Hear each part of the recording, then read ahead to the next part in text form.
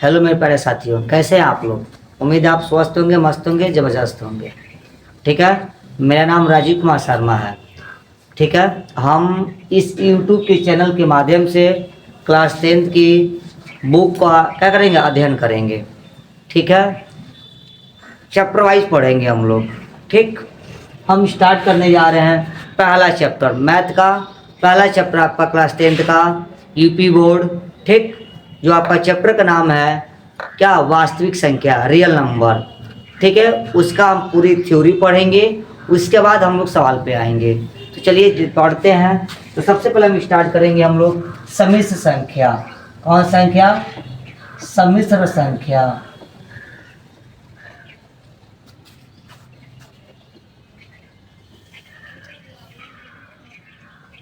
सम्मिश्र संख्या जिसको हम लोग कहते हैं इंग्लिश में कॉम्प्लेक्स नंबर।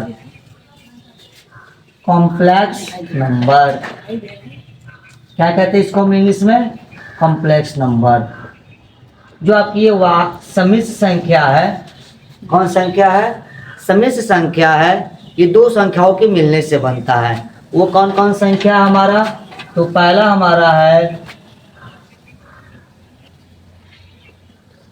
हमारा है वास्तविक संख्या।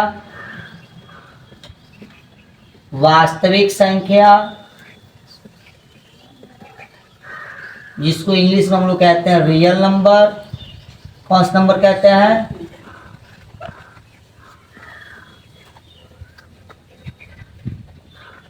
रियल नंबर कहते हैं। और दूसरा हमारा होता है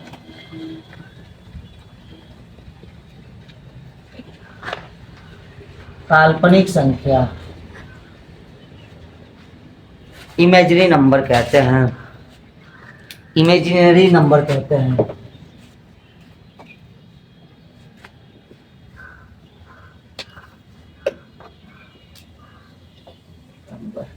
ठीक है, ये आपकी जो सम्मिश्र संख्या है दो संख्याओं के मिलने से बनता है। कौन कौन? वास्तविक संख्या और काल्पनिक संख्या। वास्तविक संख्या और काल्पनिक संख्या के मिलने से हमारी क्या होती है? सम्मिश्र संख्या बनता है। सम्मिश्र संख्या को हम जेड से प्रदर्शित करते हैं। किससे प्रदर्शित करते हैं? जेड से। किससे प्रदर्शित करते हैं दोस्तों? जेड से प्रदर्शित करते हैं। ठीक है, अब हम लोग पढ़ेंगे पहले काल्पनिक संख्या। काल्पनिक संख्या किसे कहते हैं? ध्यान सुन ले बाबू। जो संख्याएं करनी के अंदर ऋणात्मक होती है वह हमारी काल्पनिक संख्या कहलाती है।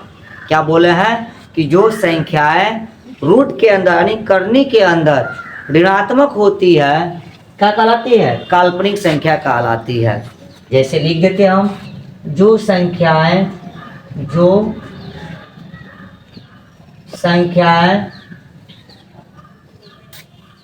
करनी के अंदर क्या होती है? ऋणात्मक होती है। ऋणात्मक बोले तो माइनस होती है। ऋणात्मक होती है उसे काल्पनिक संख्या कहते हैं। क्या कहते हैं उसे? हम काल्पनिक संख्या कहते हैं। क्या कहते हैं इसको? हम काल्पनिक संख्या कहते हैं। यानी जो संख्या करनी के अंदर क्या हो, ऋणात्मक हो, वो हमारी काल्पनिक संख्या कहलाती है। जैसे मान लीजिए करनी में 5 लिखा है लेकिन माइनस लगा दिया जाए। क्या लगा दिया जाए? माइनस। करनी में -7 ले लिया जाए, करनी में -8 ले लिया जाए, करनी में -10 ले लिया जाए। ये सभी की सभी संख्या हमारी क्या होती है? काल्पनिक संख्या कहलाती है। क्या कहलाती है? काल्पनिक संख्या कहलाती है। अब इसमें आप आता है एक आई। क्या होता है? आई कौन सा नंबर है बाबू? तो आप बताएंगे आई एक काल्पनिक संख्या है। कौन संख्या है? आई कैसी संख्या है? तो काल्पनिक संख्या है। क्यों? क्योंकि आई का जो मान होता है वो हमारा मान करनी के अंदर -1 होता है। क्या होता है? करनी के अंदर -1 होता है। क्या बोले हैं? आई एक काल्पनिक संख्या है जिसका मान कितना होता है? करनी के अंदर -1 होता है। क्या होता है आपका? -1 होता है। क्या होता है? -1 होता है। ठीक है, और आई स्क्वायर का मान जानते, जब वर्ग करेंगे तो दोनों पक्षों का जब वर्ग होगा तो करनी हमारा क्या होगा, समाप्त हो जाएगा। क्या होगा, हमारा करनी समाप्त हो जाएगा। तो क्या मिलेगा, -1, यानी आई स्क्वायर का मान -1 होता है, जबकि आई का मान करनी -1 होता है। हम लिखे क्या परिभाषा, जो संख्या करनी के अंदर ऋणात्मक यानी माइनस में होती है उसे काल्पनिक संख्या कहते हैं। आपको हो गया काल्पनिक संख्या। ठीक है दोस्तों, अब आते हैं हम लोग वास्तविक संख्या रियल नंबर में। अभी जो हमारी वास्तविक संख्या है ये भी 2 भागों में बढ़ता हुआ है। कितने भागों में बढ़ता हुआ है आपका वास्तविक संख्या, 2 भागों में। कौन कौन बाबू, तो पहला हमारा है परिमेय संख्या।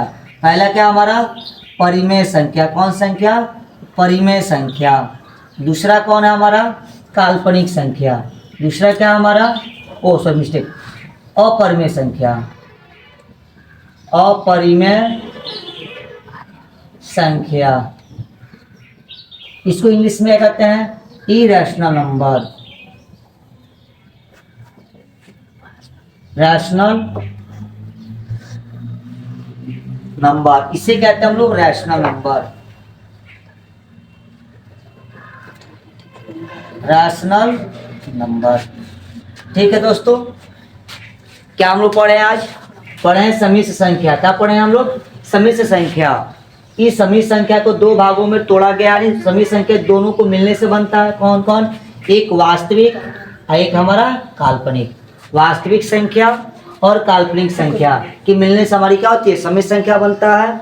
और हमारी जो काल्पनिक संख्या है उस किसे कहते हैं, तो जो संख्या करनी के अंदर ऋणात्मक होती है वह काल्पनिक संख्या कहलाती है। आई हमारी एक काल्पनिक संख्या है, जो आई का मान क्या होता है, करनी के अंदर -1 होता है, अर्थात आई स्क्वायर का मान -1 होता है। अब जो वास्तविक संख्या है, यह वास्तविक संख्या हमारा क्या होता है, परिमेय संख्या और अपरिमेय संख्या के मिलने से हमारी क्या होती है, वास्तविक संख्या बनता है। तो बाकी हम लोग इसकी बात वाले नेक्स्ट वाले वीडियो में क्या करेंगे, पढ़ेंगे, पूरी इसकी डिटेल्स पढ़ेंगे। बस आज के लिए इतना ही है, क्योंकि मेरा एक नया चैनल है, ठीक है, यूट्यूब का। आप बहुत सारा प्यार दीजिए हमारे चैनल को, सब्सक्राइब करिए, अपने दोस्तों के साथ शेयर करिए।